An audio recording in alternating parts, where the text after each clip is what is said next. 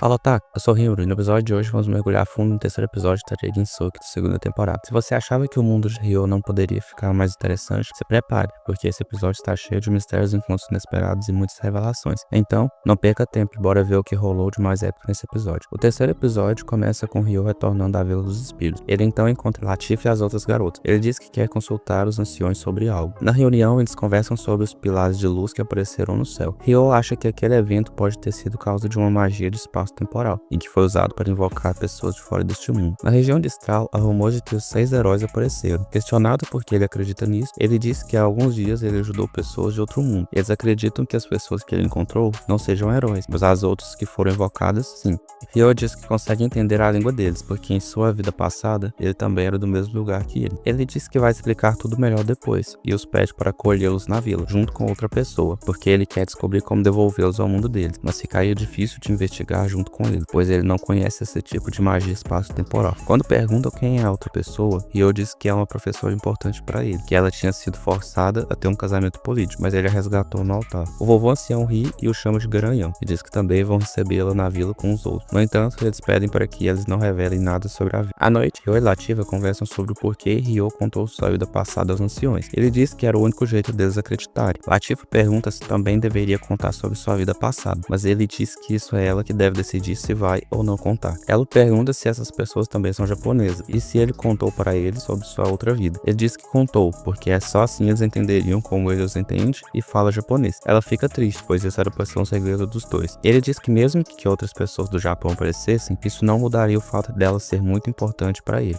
Ele pergunta se ela se lembra de quando ele contou sobre sua vida passada, que ele era apaixonado por sua amiga de infância e que ele tinha uma irmãzinha. Separaram depois do divórcio de seus pais. Ela diz que sim, e ele diz que uma das duas pessoas que ele acolheu é quem ele amou a vida toda, quando ele ainda era o Haruto. Seu nome é Miharu Ayase, e a outra é Aki Sendo, sua irmã mais nova. Eles moraram juntos por pouco mais de 3 anos, mas ele não contou a eles que tem as memórias de Haruto, porque não seria uma boa hora para contar isso, além dele não ser mais o Haruto Amakawa, e disse que quer manter esse segredo só entre os dois. No dia seguinte, Ryo se despede e diz que volta em 2 semanas, e vai embora. Em seguida, vemos uma conversa entre o rei François Galac e Liselotte Gretchen. Ele pede para ela ir até o Duque Hugeno. Ela diz que será um prazer, pergunta o que ela deve fazer lá. Ele diz que a pedra sagrada de seu reino invocou uma heroína. Liselotte diz que sim, e que ouviu falar que elas têm mais ou menos a mesma idade. O rei diz que eles vão convidar os embaixadores de reinos vizinhos para realizar uma festa para apresentar a heroína, e que eles também gostariam de oferecer à heroína de Beltrum um lugar especial nessa ocasião. Dessa forma, ele pede para que ela entregue o convite em seu nome. Ela aceita e a conversa continua sobre o herói do outro reino. Seu nome é Sakata Hiroaki. Ele diz que o lugar de onde ele vem é comum colocar o sobrenome em primeiro lugar. Ela acha o nome nostálgico, mas não se lembra o porquê. Liselotte pergunta o nome da heroína, foi invocada em seu reino, e o rei de seu nome é Sumiragi Satsuki. Devido à maneira que ela diz o nome da família primeiro, eles devem pertencer ao mesmo local. O rei diz que seria melhor ela a conhecer pessoalmente, e pede para sua filha Charlotte a levar até a heroína. Elas se encontram e Satsuki a cumprimenta. Prazer em conhecê-la. Você é a Lady Liselotte?